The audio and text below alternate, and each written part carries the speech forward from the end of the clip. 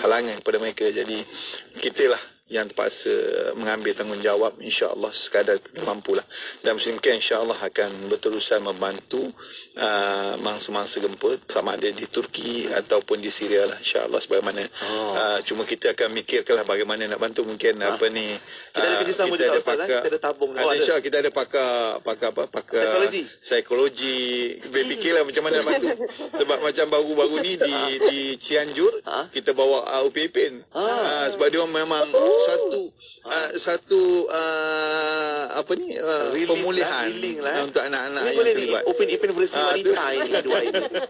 Boleh, insya-Allah boleh. Kita fikirkanlah, insya-Allah kan. Jadi alhamdulillah, terima kasih kepada IKIM yang telah bekerjasama dengan Muslim Care Malaysia dalam membantu. Kita ada tabung, insya-Allah boleh menyumbanglah melalui tabung yang telah kita war-warkan. Insya-Allah kita akan berterusan dan kita akan update dari masa ke semasa lah. InsyaAllah dapat wakil Muslim Care juga akan buat secara live nanti, insyaAllah. Untuk update yang terkini lah, insyaAllah. Kita perkongsian daripada wakil Muslim Care, dan tabung kita anda boleh dapatkan info nombor akaunnya di media sosial IKIM dan juga Muslim Care Malaysia untuk nombor akaun, dan anda boleh terus bantu saudara-saudara kita yang diuji di Turki dan juga Syria. Dan kita boleh bantu dari pelbagai segi, macam Ija dan Ika kongsikan tadi mengenai kewangan dan juga social media, posting-posting dan sebagainya.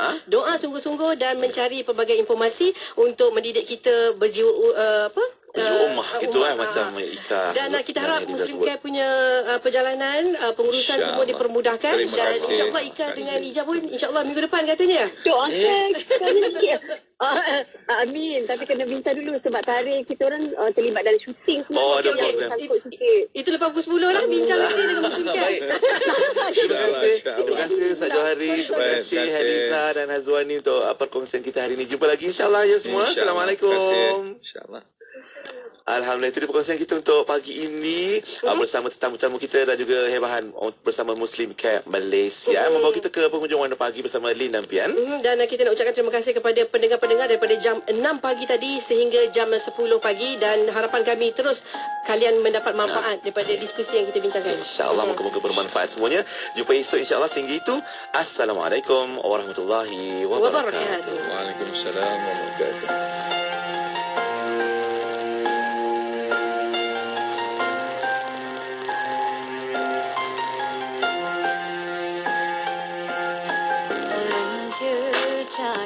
Kaki di bumi Gaza terasa bagaikan di syurga maya. Mereka tidak pernah kenal berputus asa. Mereka kata Allah tetap bersama kita, walau di mana jua kita berada, selagi kita terus berada di jalannya.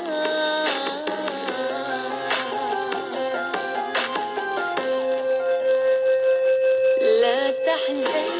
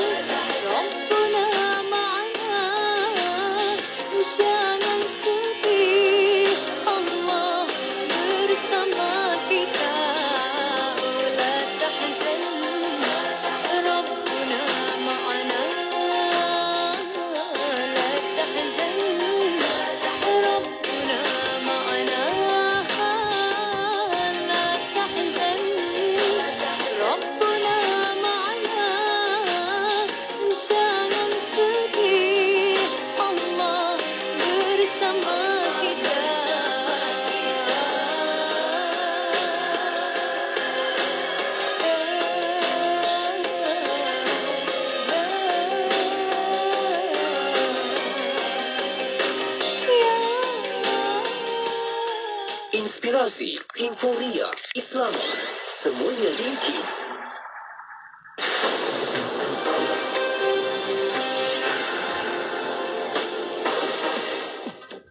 Bismillahirrahmanirrahim. Assalamualaikum warahmatullahi wabarakatuh dan salam sejahtera. Bersama saya Ahmad Nazari Muhammad Yusof dalam berita IKIM. Kerajaan berhasrat meningkatkan lagi martabat golongan hufaz di Malaysia dengan memastikan mereka turut memiliki kelayakan akademik dan tidak terpinggir daripada aliran pendidikan nasional. Bercakap kepada pihak media selepas melakukan lawatan khas ke Universiti Perguruan Sultan Idris, UPSI, Timbalan Perdana Menteri Datuk Seri Dr. Ahmad Zahid Hamidi berkata, perkara berkenaan antara lain adalah menerusi langkah pewujudan modul pendidikan latihan guru ulul albab di Universiti Pendidikan Sultan Idris dan peluang untuk para hufaz melanjutkan pengajian dari peringkat sijil hingga ijazah di universiti tersebut. Menteri di Jabatan Perdana Menteri Haliwal Agama, Datuk Dr. Muhammad Naim Mokhtar meluahkan rasa kesal dengan tindakan pihak yang tidak bertanggungjawab membuang 13 naskah Al-Quran ke dalam longkang. Menerusi satu kenyataan, beliau berkata pihaknya telah bekerjasama dengan pihak polis untuk menyiasat kejadian itu dan akan mengambil tindakan terhadap mana-mana pihak yang sengaja melakukan perbuatan sedemikian berdasarkan undang-undang sedia ada. Di samping itu, ujar Datuk Dr. Muhammad Naim, pihaknya akan terus mempertingkatkan lagi program penerangan dan pendidikan berkaitan kaedah pelupusan Al-Quran kepada masyarakat Islam. Beralih pula ke laporan selanjutnya. Kesatuan Perkhidmatan Perguruan Kebangsaan Malaysia atau NUTP memohon agar prasarana digital di bawah Kementerian Pendidikan KPM mampu membantu memudahkan lagi urusan guru dan bukannya memberikan lagi tekanan. NUTP menerusi satu kenyataannya berharap bahagian data dan maklumat di KPM dapat mengawal dengan lebih serius sebarang aplikasi atau sistem baru yang diwujudkan sama ada pada peringkat bahagian-bahagian KPM, Jabatan Pendidikan Negeri JPN atau Pejabat Pendidikan Daerah BPD. Seramai 403,637 calon bakal menduduki peperiksaan bertulis Sijil Pelajaran Malaysia SPM 2022 yang bermula pada hari ini hingga 15 Mac melibatkan sejumlah 3,355 buah pusat peperiksaan di seluruh negara. Kementerian Pendidikan KPM dalam satu kenyataannya memaklumkan bahawa sejumlah 131,318 petugas peperiksaan telah dilantik bagi memastikan kelancaran pengurusan dan pengendalian peperiksaan itu. Sekian saja berita IKIM untuk edisi 10 pagi ini. Assalamualaikum warahmatullahi wabarakatuh dan teruskan kesetiaan anda bersama IKIM Inspirasi Euforia Islami. Laporan berita tadi dari sumber bernama Johor Bahru 106.2 Kapsul Masa.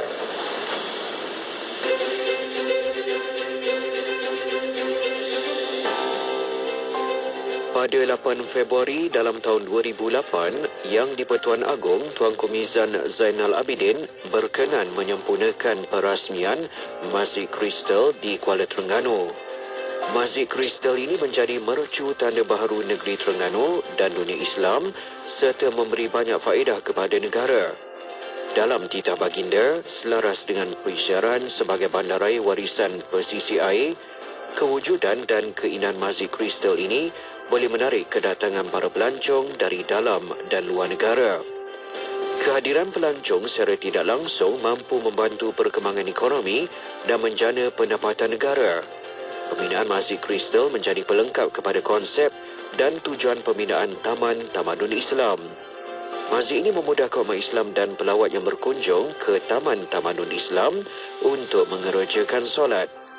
Masjid Kristal melambangkan kejayaan, kreativiti dan teknologi pembinaan rakyat negeri Terengganu serta menjadi tamadun masa depan negeri Terengganu secara keseluruhannya.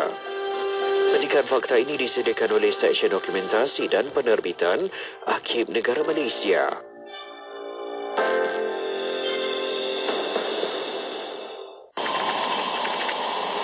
Hentikan penyebaran kandungan berbau kesutan. Dekati kedamaian, pupuk persefahaman dan jauhi perbalahan. Bersama-sama kita memupuk semangat perpaduan. Hindari sebarang tindakan yang boleh mencetuskan provokasi kaum. Raikan hari perayaan di Malaysia bersama-sama dengan mengunjungi antara satu sama lain. Selain mengeratkan silaturahim, masyarakat juga dapat memahami dan menghormati perayaan di Malaysia. sertai aktiviti kemasyarakatan dan sukan bersama-sama. Dan sebaran mesej positif mengenai kepentingan perpaduan oleh media massa. Sekiranya terdapat maklumat kandungan sensitif, berbaur agama, bangsa dan institusi diraja atau 3R, laporkan kepada Suruhanjaya Komunikasi dan Multimedia Malaysia SKMM. Lembah Kelang 91.5 FM. Allahumma alaika tawakkaltu wa ilaikal masir. Allahumma alaika tawakkaltu wa ilaikal masir. Allahumma alaika tawakkaltu wa ilaikal masir. Allahumma alaika tawakkaltu wa ilaikal masir.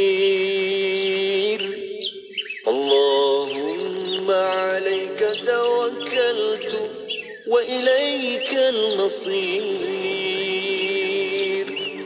Allahumma alaika tawakkaltu wa ilaikal masir. Allahumma alaika tawakkaltu wa ilaikal masir. Allahumma alaika tawakkaltu wa ilaikal masir. Wahai Tuhan, kepadamulah aku berserah diri, dan kepadamulah tempatku dikembalikan. Wahai Tuhanku, kepadamulah aku berserah diri, dan kepadamulah tempatku dikembalikan. Allahumma alaika tawakkaltu wa ilaikal masir. Allahumma alaika tawakkaltu wa ilaikal masir. Allahumma alaika tawakkaltu wa ilaikal masir. Allahumma alaika tawakkaltu wa ilaikal masir.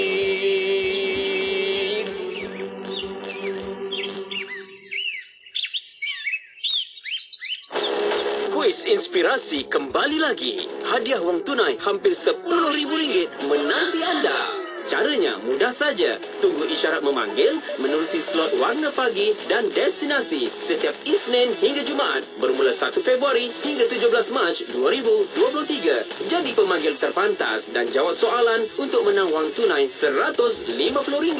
Ganjaran hadiah akan digandakan untuk slot seterusnya jika tiada pemenang. Jangan tunggu lagi. Jadi pemenang bertuah kuis inspirasi hari ini. Maklumat lanjut, terma dan syarat layari www.ikim.my. Selami ilmu untuk kehidupan kita seharian bersama Syafiq Saleh di Aspirasi 10.1. IKIM, Inspirasi Euforia Islami. IKIM, Inspirasi Euforia Islami. Saya Syafiq temankan untuk Aspirasi 10.1. Edisi hari ini 20 Februari 2023 bersamaan 29 Rejab 1444 Hijriah. Semoga hari ini dapat lagi kita teruskan untuk bawakan yang baik-baik, dan terima kasih DJ Pian dan juga Hazlin yang temankan anda sebentar tadi. Kita akan teruskan lagi untuk perkongsian selanjutnya. Jam 10.15 pagi ada rancangan Persona di Zahra yang akan kita ikuti lagi perbincangan ilmu dengan tetamu kita iaitu Ustaz Muhammad Abdullah Al-Amin. Okey, apapun jua, pastikan dalam hidup kita ni ada batasan-batasannya, seperti pesan dari para asatizah iaitu pengawal pribadi yang baik adalah diam, bahasa yang paling manis adalah senyum, dan ibadah yang paling indah tentunya dengan khusyuk. Semoga kita dapat buat yang terbaik dalam kehidupan kita ini, okey? Dan jom kita berhibur seketika bersama dengan Khairan, lagunya Bangkit. Kekal di IKIM, Inspirasi Euforia Islami. Mereda bersama lautan mendaki segunung, harapan menuju ke destinasi impian. Walau jatuh rebah ke bumi, tempuhi jalanan, berduri gagahi dirimu, tegak berdiri megah tanpa peduli gundah di hati. Takkan dilupa kebasahan yang tinggi kepada Ilahi, tabah dan juga redha dengan segala ketentuan. Ujian takwa buat hambanya, buat hambanya.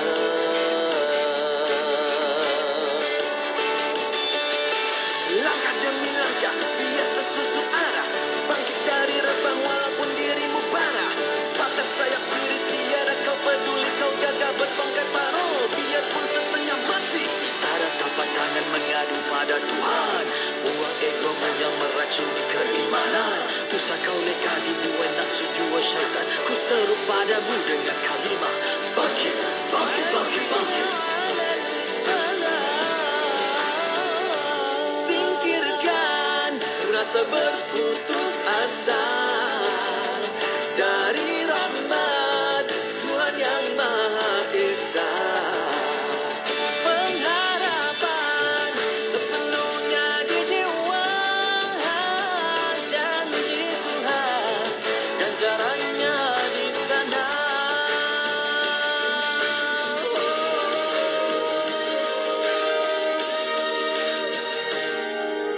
Berada bersama lautan mendaki segunung, harapan menuju ke destinasi impian.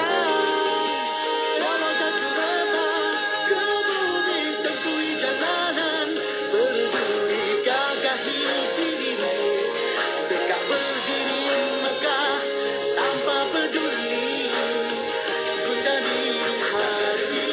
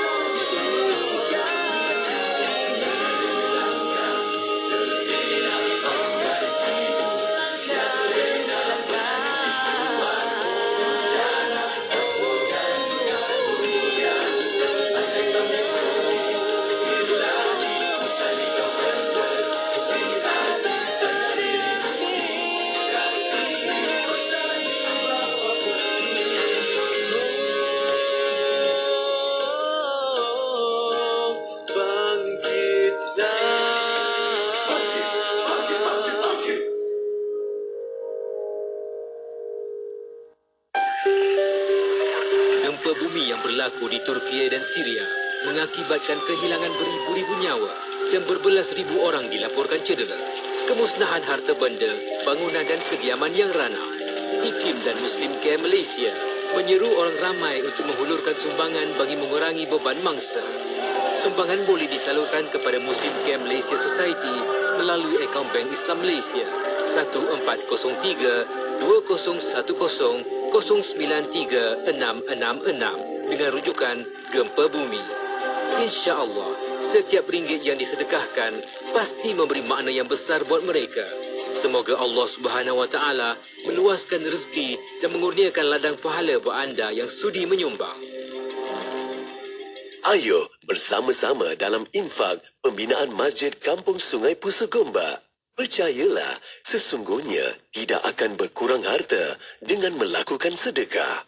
Anda terus boleh berinfak melalui laman sesawang masjidsungaipusu.com atau ke akaun Bank Islam 1416 2011 000520. Jom infak. Alfi, lain kali bila masuk rumah tu, bagilah salam. Bukan penting pun. Alfi, tak baik tinggikan suara dengan Abah. Ini salah, itu salah. Semua tak kenalah ibu ni. Kad ingin menghasilkan video pendek berunsur Islam, Institut Kefahaman Islam Malaysia IKIM dengan sukacitanya melancarkan pertandingan video pendek Kefahaman Islam VIPKI. Pilih satu daripada 13 tema yang ditetapkan dan hantarkan karya anda sebelum atau pada 31 Julai 2023. Juara bakal membawa pulang wang tunai bernilai RM15,000. Tempat kedua wang tunai bernilai RM10,000. Tempat ketiga wang tunai bernilai RM5,000 dan 5 pemenang sagu hati akan menerima hadiah bernilai RM1,000 setiap satu. Untuk keterangan lanjut, sila hadir ke Majlis Apresiasi Filem Pendek Islami Anjuran IKIM pada 21 Mac 2023. Layari www.ikim.gov.my. Hubungi unit program dan latihan 03-6204-6320 atau 322. Ikuti laman Facebook IKIM FM untuk menonton sesi live segmen-segmen terbaik Radio IKIM. Jika anda terlepas, anda masih lagi boleh menonton semula segmen-segmen terbaik Radio IKIM. Like kami di Facebook sekarang. IKIM, Inspirasi Inforia Islami. IKIM, Inspirasi Inforia Islami. Saya Syafiq temankan untuk Aspirasi 10.1 dan terus kita nak bawakan kepada anda untuk rancangan Pesona di Zahra pada waktu ini bersama-sama dengan tetamu kita yang dapat bersedia di talian kita iaitu Al-Fadhil Ustaz Muhammad Abdullah Al-Amin. Assalamualaikum Ustaz. Assalamualaikum warahmatullahi wabarakatuh. Alhamdulillah, apa khabar Ustaz?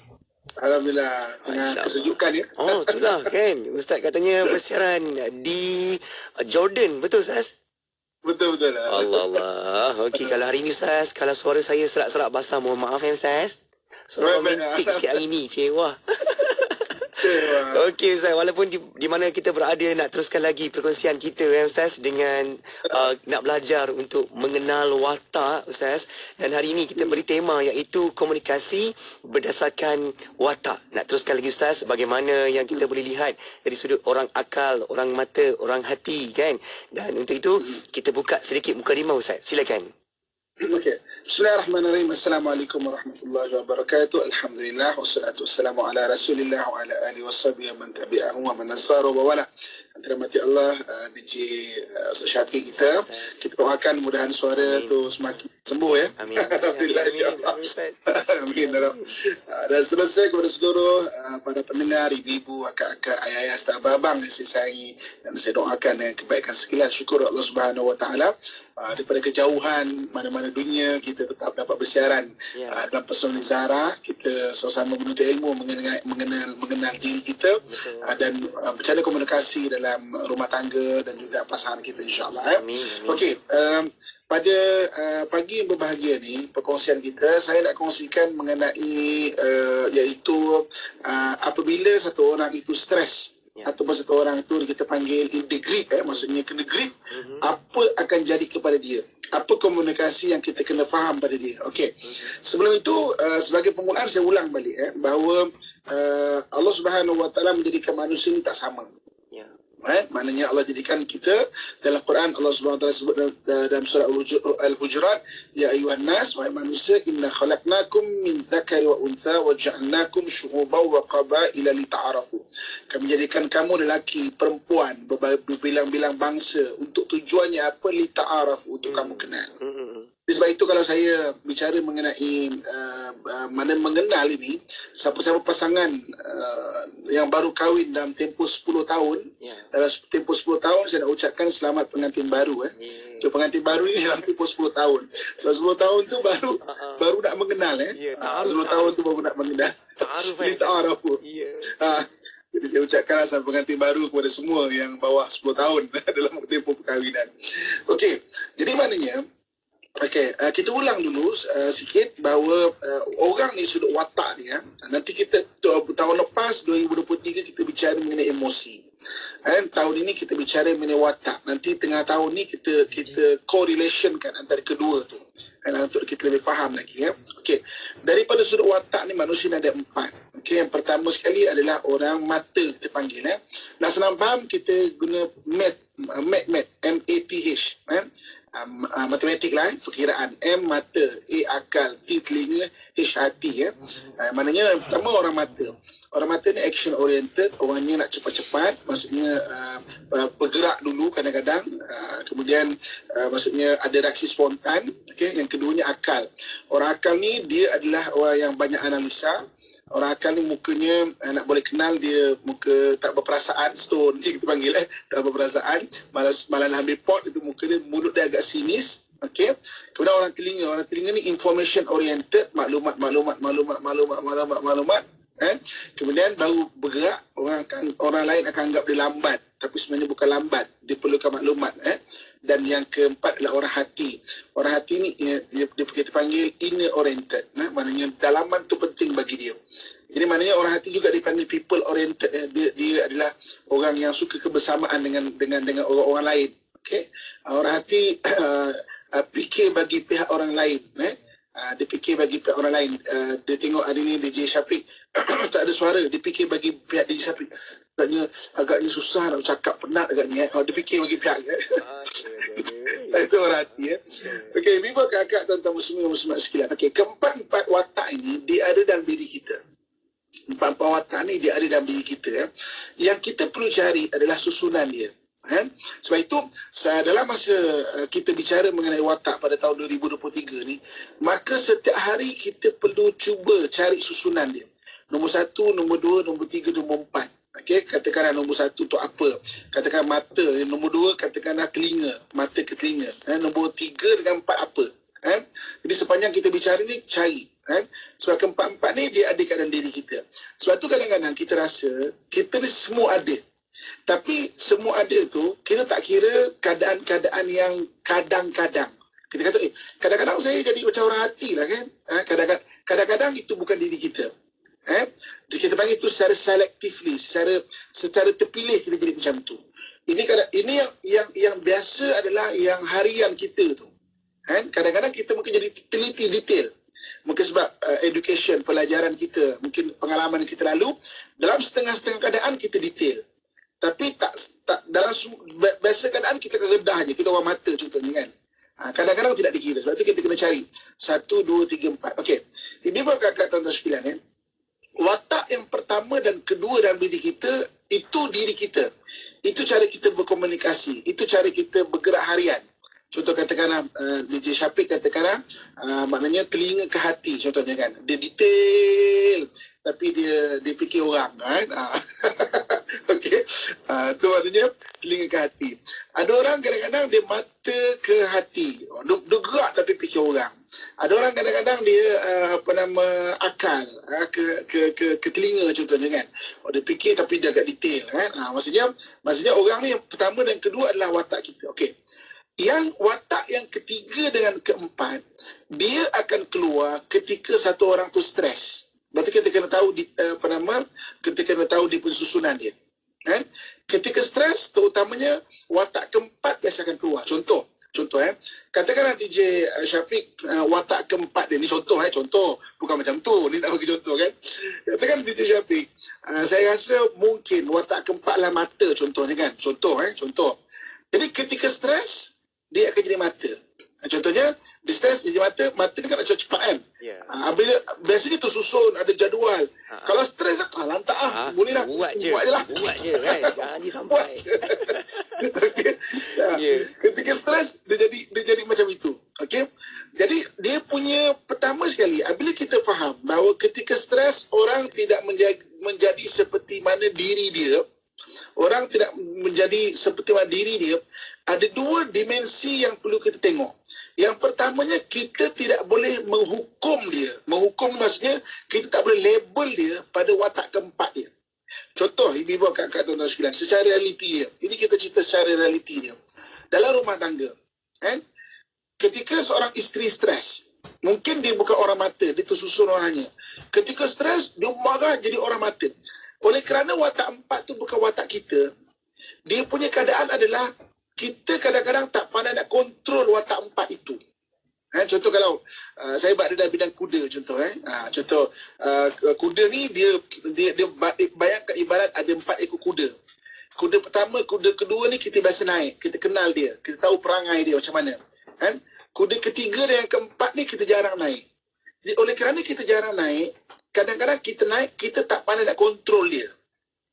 Contoh kata kita ada kereta pun dia punya cara tak sama. Kita biasa bawa kereta kita kan, kita katakanlah kita biasa bawa kereta Honda contohlah Honda kan. Kita ada 4 kereta. Kereta keempat kita kancil contohnya. Brek kancil takkan sama dengan brek Honda. Brek Honda mungkin lebih lembut. Brek kancil mungkin maksudnya tekan tu terberhenti. Jadi oleh kerana tak biasa bawa, ketika hujan, ketika pula tu, mungkin kita tak pandai nak kontrol sangat. Dan apabila kita tak pandai kontrol sangat, pertama sekali takut kita tak jadi diri kita tu, dia membahayakan diri kita. Nanti saya akan bawa cerita contoh contoh kisah macam mana orang jadi watak keempat dia dan akhirnya memudaratkan diri dia kalau dia tak faham. Okey. Jadi dimensi pertama yang kita kena pandang adalah kita tak boleh label satu orang ketika watak keempat dia keluar. Contoh, katakan satu orang isteri, ketika watak keempat dia keluar, katakan watak keempat dia adalah mata. Dia adalah orang hati, bagus, baik, fikir orang, fikir suami, fikir selalu hidup dia sentiasa fikir untuk keluarga dia. Ketika watak keempat keluar, dia jadi mata. Oleh kerana mata kan membuat dia contohnya kan. Di mana ketika tu dia marah, baling barang contohnya. Kita tak boleh nak cerita kat orang, suami isteri saya ni memang tak guna lah. Kalau ni memang tak ada nak asyik nak baling barang kat saya je kan.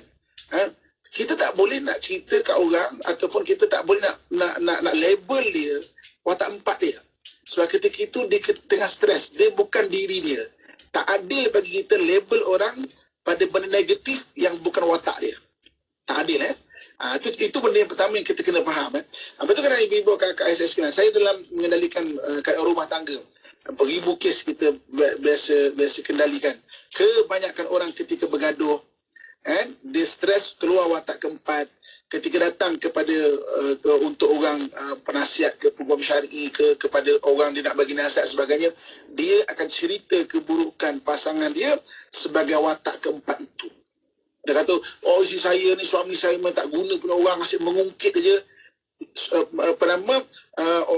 Suami dia tak pernah mengungkit, tiba-tiba watak keempat telinga ni kan memang dia tersusun, dia pandai berkira kan. Tapi bila dia jadi watak keempat, dia pandai berkira, dia mengungkit. Asyik saya je awak ni. Itu yang dia highlightkan. Suami saya mengungkit lah apalah. Tidak adil. Kita melabel satu orang itu dengan watak keempat dia.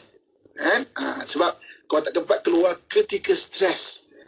Kita kadang-kadang itulah kadang-kadang manusia kan. Orang akan menghukum ataupun melabel seseorang itu ketika dia ada respon stres dia. Dia tak berfikir kenapa orang tu boleh stres. Kadang-kadang suami tu provok isteri, asyik cakap nak kahwin lagi contohnya kan. Contoh kan. Isteri jadi stres. Jadi isteri jadi respon watak keempat. Kalau kita kata dia, isteri saya memang tak baik lah orang dia, melawan saya lah kan. Kenapa ketika taat kita tak highlight benda yang baik taat itu? Kenapa ketika stres kita yang provok dia, kemudian kita kata dia jahat? Ini kadang-kadang tidak adil satu orang memberi pandangan kepada pasangan dia. Suami contohnya kan, kita suami melalui berbagai pengalaman dia. Dengan siapa dia nak cerita? Dengan isteri lah kan. Ketika nak bercerita dengan isteri dengan hasrat untuk dapat simpati, kena marah pula. Itulah bang, dah cakap lama dah degil, kena marah pula. Salah semua tak kena Ustaz. Semua salah. Itu kadang-kadang suami kan, cakap salah, tak cakap salah kan, maknanya akhirnya semua salah. Tak cakap salah kan, akhirnya kena marah kan. Ketika kena marah, kadang-kadang ada respon watak keempat. Ketika itulah dia kena label, memang berkira punya lelaki lah apa semua. Jadi tidak adil. Itu satu benda yang kita kena faham. Dan yang keduanya, kita tunggu berehat sebentar. Ya, baik Ustaz, kita nak berehat seketika.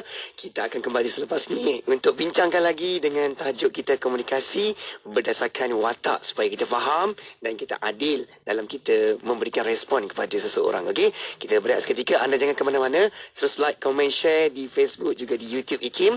Kembali selepas ini, kekal di Radio IKIM. Masjid Jami' Kuala Lumpur.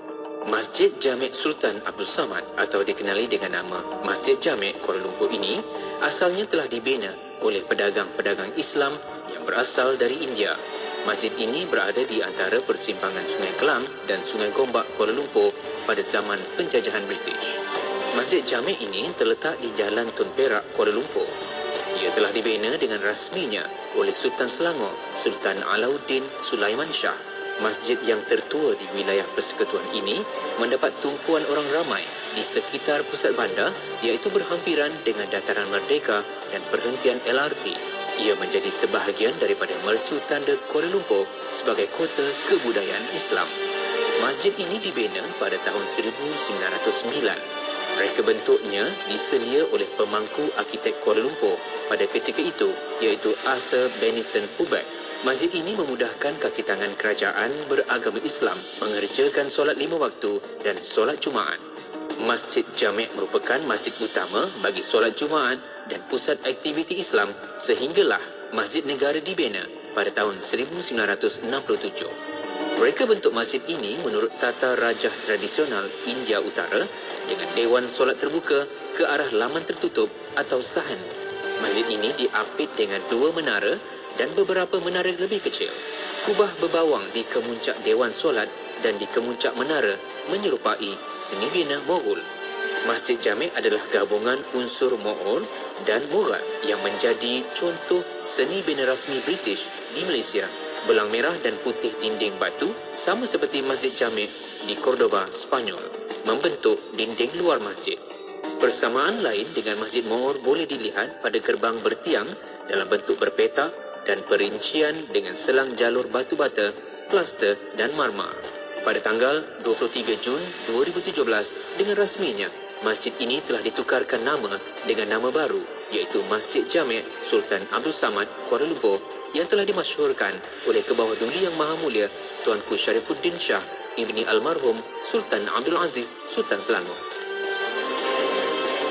Ekspresikan malam anda dengan alunan seleksi muzik pilihan dan pelbagai rancangan membina jiwa. Mari dengarkan Ekspresi, lalapan malam hingga 12 tengah malam bersama Nur Hayati Paradi, berkongsi rancangan riwayat agung, bicara adab, kabar orang muda, kemuliaan Al-Mustafa, pengembara Muslim, carta ekspresi dan nasyid retro. Pasti sentiasa menyajikan yang terbaik untuk anda. IKIM, Inspirasi Euforia Islami. Penyampai berkaliber, pengisian bermutu, inspirasi, euforia Islami, semuanya di IKIM. IKIM, Inspirasi Inforia Islami. Syukur kita teruskan lagi untuk perbincangan selanjutnya menerusi rancangan Pesona di Zahra pada waktu ini. Dan Ustaz Muhammad masih lagi setia kekal berada kita untuk teruskan lagi perbincangan berkaitan komunikasi berdasarkan watak. Okey Ustaz, warung ini Ustaz. Okey.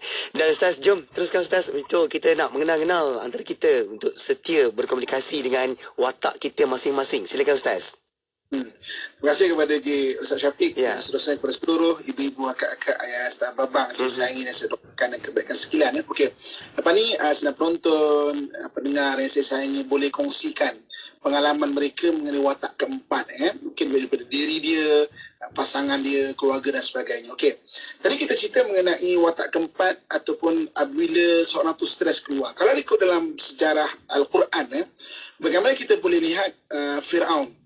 Fir'aun, kalau saya study dia punya cara dia dan sebagainya adalah orang akal. Maksudnya sebab itu ketika dikhabarkan oleh tukang telik Fir'aun bahawa akan ada nanti orang yang akan meruntuhkan dia punya kerajaan, bayi daripada Bani Israel dibunuh bawah 2 tahun. Mana ke depan dia fikir itu kan.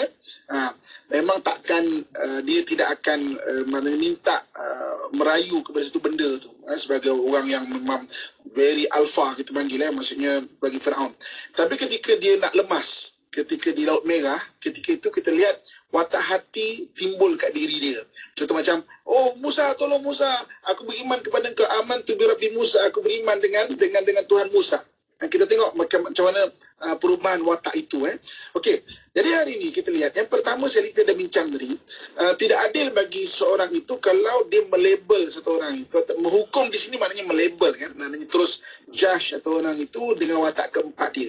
So watak keempat dia hanya keluar ketika seorang itu stres. Okey.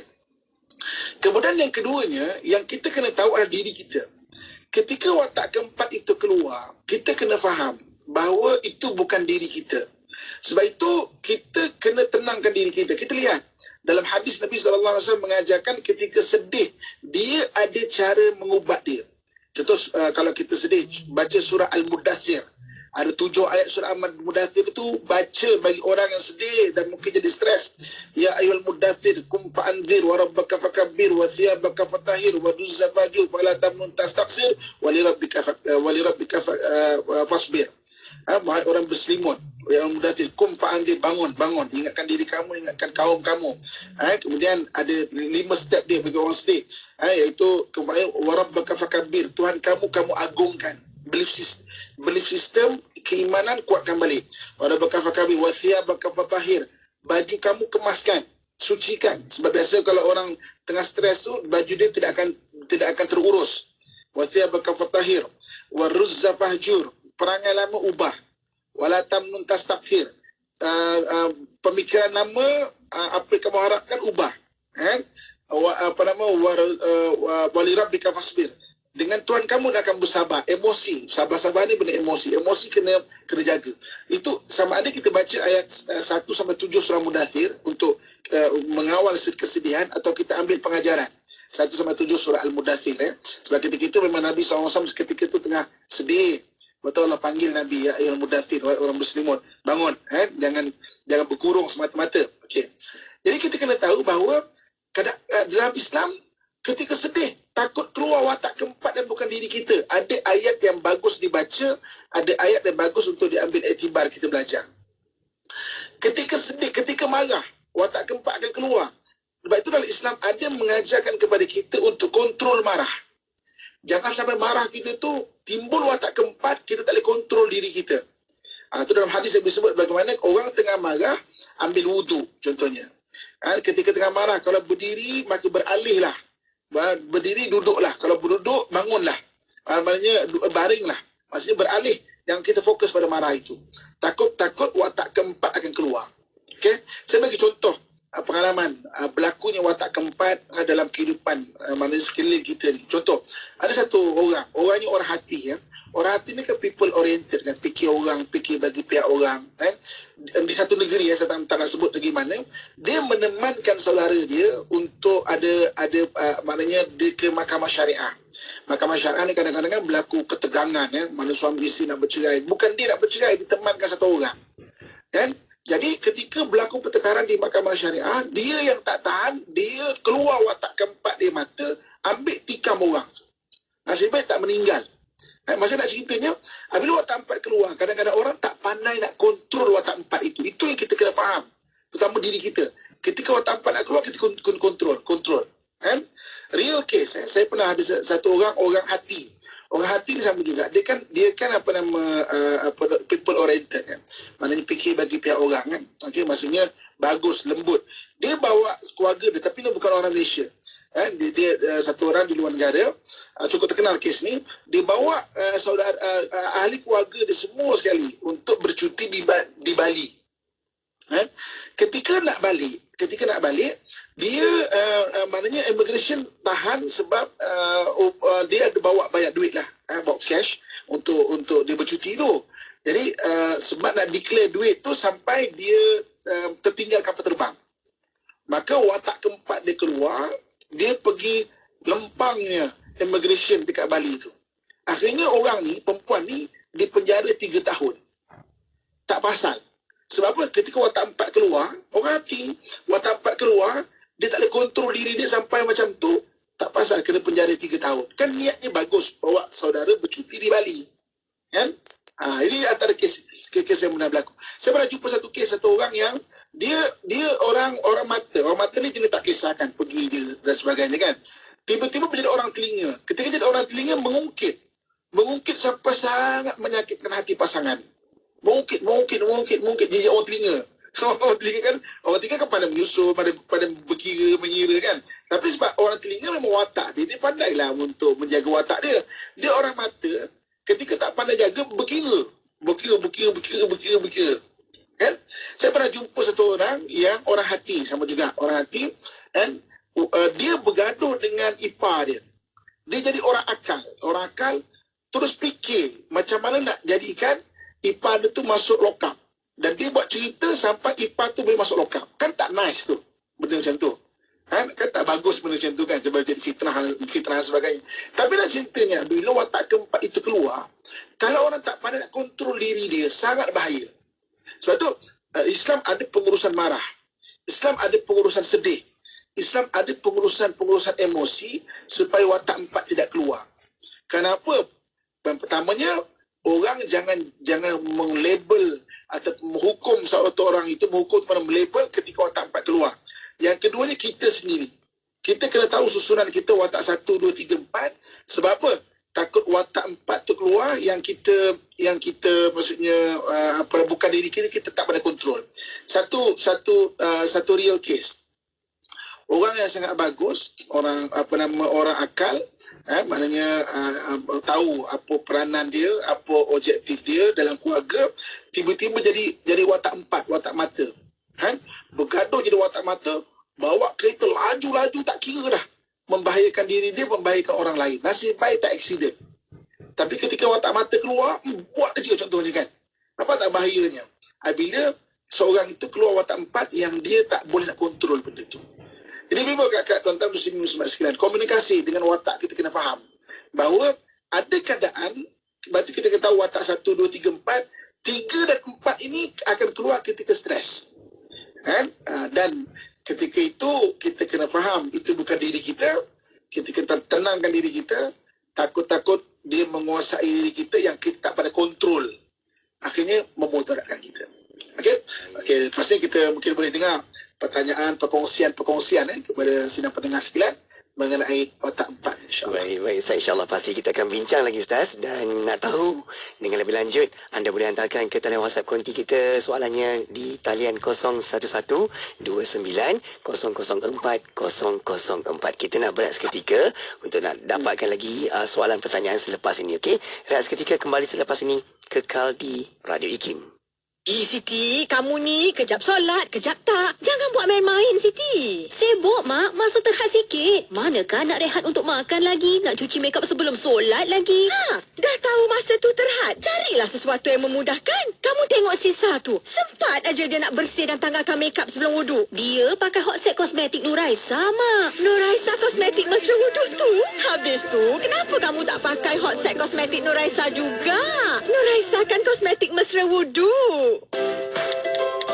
Lina, perasan tak? Saya tengok sekarang ni kan banyak syarikat mempromosikan produk mereka di media sosial. Mestilah Aisyah. Media sosial ini kan semakin mendapat perhatian sebagai platform penting yang interaktif dan efektif.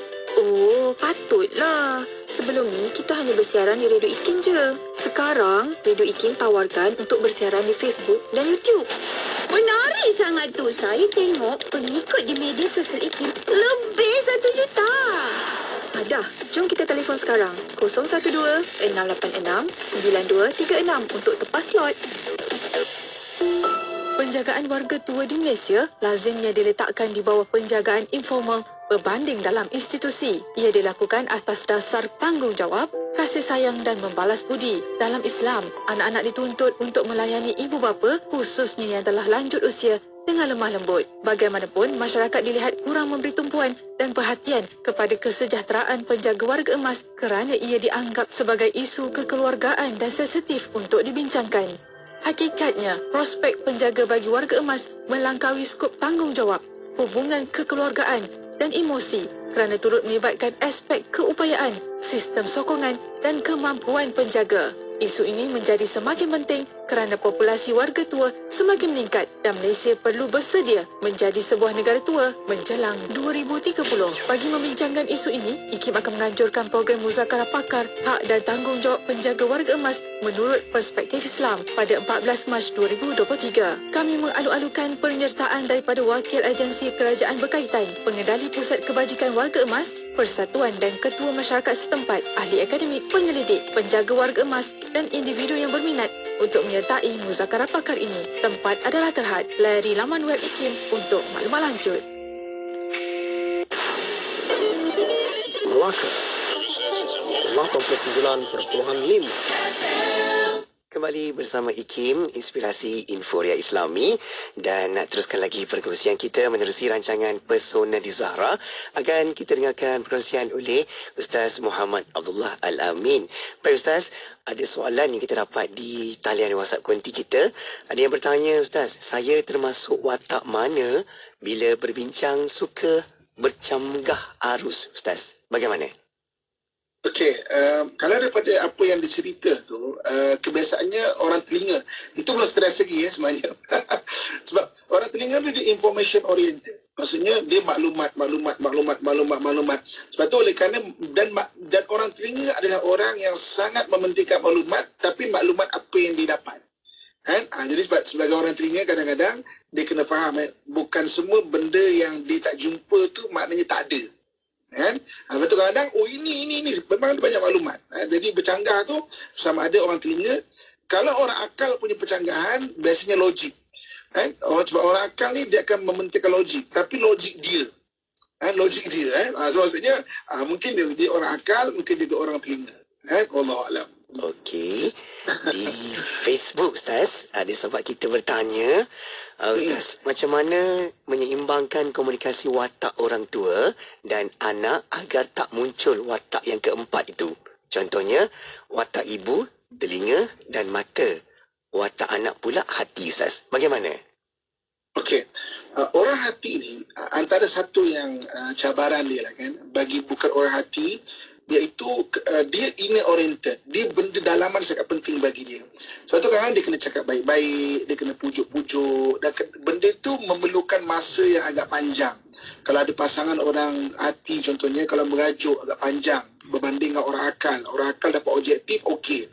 Orang mata gaduh bagai nak kiamat contoh kan. Lepas 5 minit semua detach maknanya macam tak ada apa-apa berlaku pun. Okey.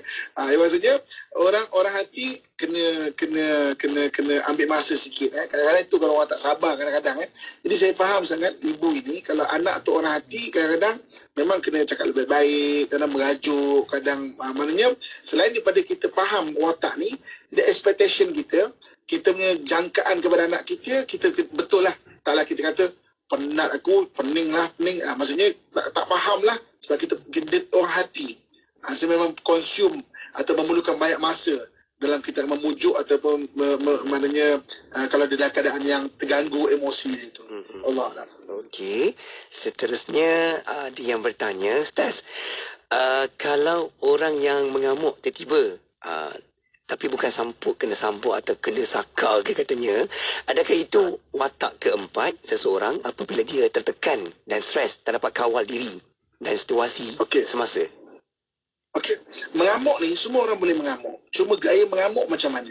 Kalau watak keempat dia mata, sebelum ni dia mungkin biasanya orangnya tertib, tiba-tiba dia mengamuk, meletup baling barang ke keluar macam gitu, itu biasanya watak empat mata.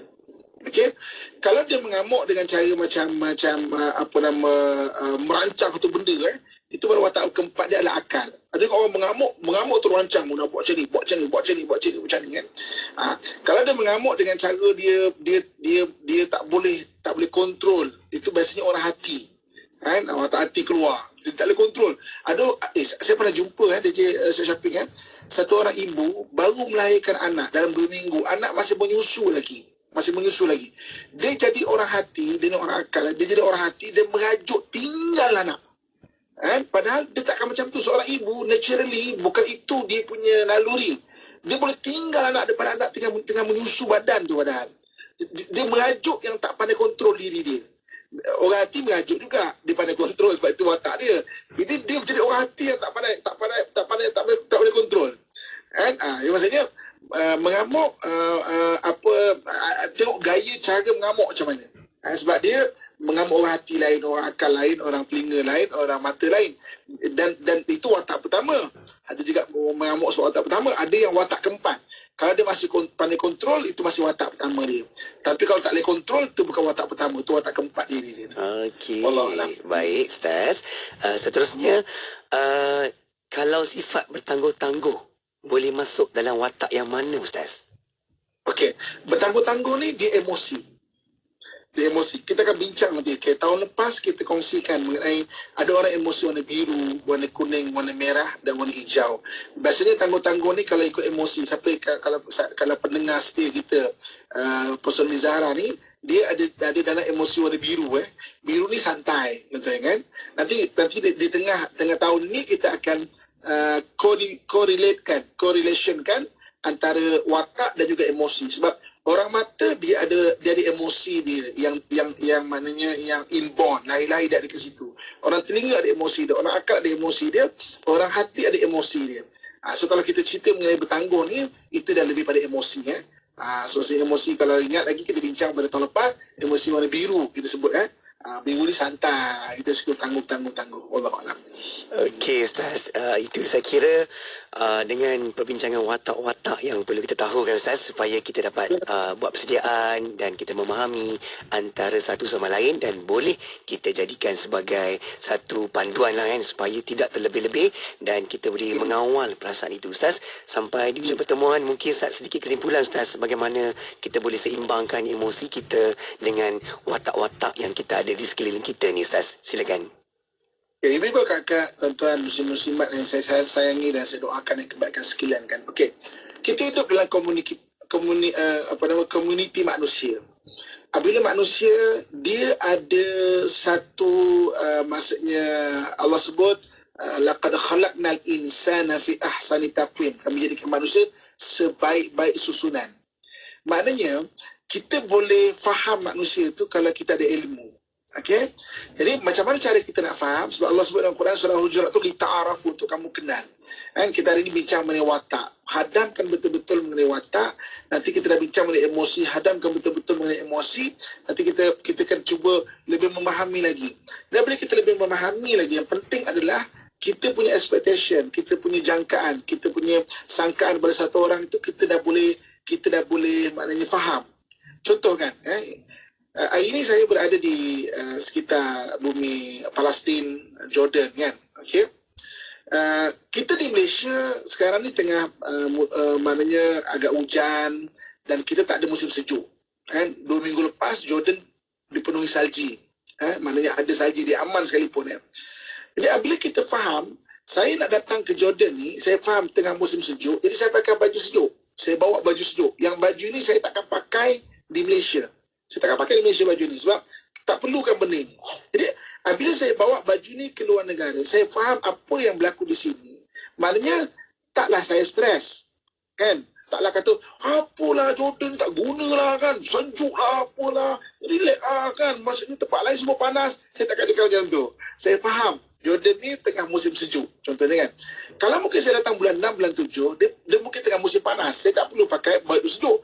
Penat-penat kita bawa baju sejuk, macam tak dihargai je, rupanya sampai sini panas. Jadi sama juga manusia. Kalau kita dah faham dia tu jenis macam mana, maknanya kita boleh maknanya bertoleransi dengan keadaan orang itu. Taklah kita kata macam, apa ni, tak faham lah kan, apa dah ni tu lah. Jadi apabila kita memahami orang ni memang tak sama. Ada orang mata, ada orang akal, ada orang hati, ada orang telinga. Kita punya expectation kita boleh jaga. Jadi bila kita menjaga, komunikasi kita akan lebih bagus. Toleransi kita akan lebih besar dan luas lagi. Dan yang penting sekali dalam rumah tangga, membawa kebaikan. Kan? Sampailah ke hujung. Maknanya pengakhiran kita tu, dikurniakan keluarga bahagia di dunia dan jumpa nanti di akhirat sebagai keluarga yang bahagia, insyaAllah. Amin. Pastinya kita dapat keluarga yang penuh dengan sakinah, mawaddah dan juga warahmah. Amin. InsyaAllah Ustaz, di ujung ni doa Ustaz untuk sama-sama kita. Amin kan? A'udzubillahi minasyaitanirrajim. Bismillahirrahmanirrahim. Alhamdulillahirabbil alamin wassalatu wassalamu ala asyrafil anbiya'i wal mursalin wa ala alihi washabihi ajma'in. Ya Allah, ya Tuhan kami, kurniakan kepada kami keluarga yang bahagia, ya Allah. Dan jadikanlah keluarga kami keluarga yang soleh dan solehah, ya Allah. Ya Allah, ya Tuhan kami, ampunkan segala dosa dan kesalahan kami, ya Allah. Kedosa dan kesalahan pasangan kami, ahli keluarga kami, ibu dan ayah kami, ya Allah. Dan kepada guru-guru kami, ya Allah. Ya Allah, ya Tuhan kami, kurniakan kepada kami kekuatan untuk memperbaiki diri kami, ya Allah. Dan rezekikan kami untuk membuat amalan yang kekal pahalanya sepanjang zaman, ya Allah.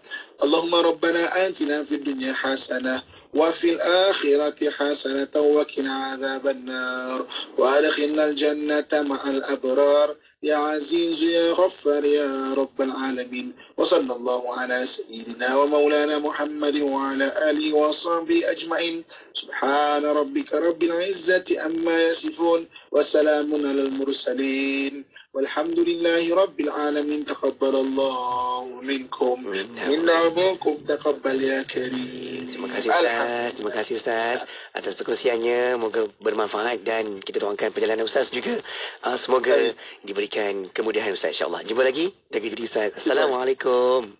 Assalamualaikum warahmatullahi wabarakatuh. Alhamdulillah. Terima kasih kepada anda dan terus kekal bersama